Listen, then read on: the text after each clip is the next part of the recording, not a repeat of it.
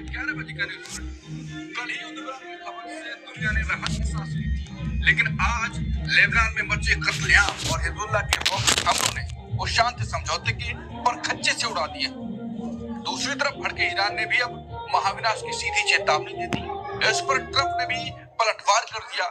ये सब देख और सुन दुनिया में हलचल है कि क्या पाकिस्तान में होने वाली बैठक से पहले ही मिसाइलें फैसला कर देंगी। वहीं भारत के राज्यों में भी आज मतदान से फैसला हो रहा है।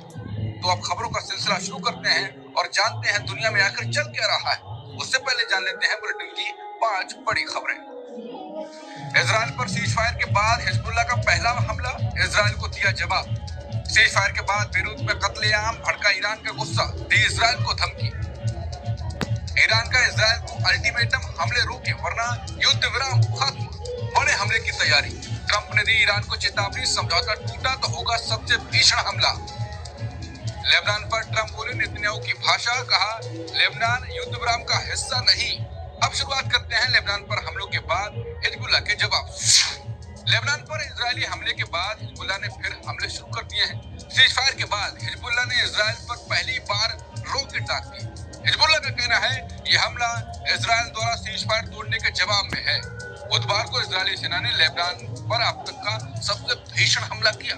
सिर्फ 10 मिनट के अंदर लेबनान की 100 से ज्यादा जगहों पर बम बरसाए। इस हमले में 182 से अधिक लोगों की मौत और 900 घायल हो चुके हैं अब तक। और अमेरिका और इजराइल का दावा है कि सीजफायर में लेबनान शामिल नहीं है। उनका कहना है कि हिजबुल्लाह के खिलाफ कार्रवाई जारी रहेगी, लेकिन ईरान की सेना ने इस हमले को समझौते का उल्लंघन बताया है। अब ईरान ने लेबनान पर हमलों के खिलाफ इजराइल को सीधी चेतावनी दी। ईरानी सेना का कहना है कि लेबनान पर होने वाले ये हमले तुरंत रुकने चाहिए। उन्होंने कहा कि अगर हमले नहीं रुके तो वो अपना फर्ज निभाएंगे। ईरान सेना ऐसा कार्रवाई करेगी, ऐसा जवाब देगी कि इजराइल को जिंदगी भर पछताना पड़ेगा।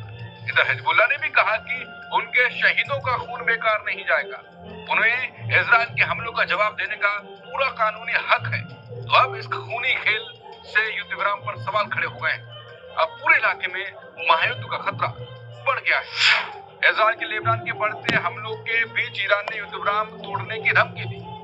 ईरान अब इजराइल के खिलाफ एक बड़ा जवाबी हमला करने की तैयारी में है। ईरान का मानना है कि इजराइल ने लेबनान पर बम बरसाकर युद्ध विराम का अपमान किया। ईरानी सेना अब इजराइल के अंदर उन ठिकानों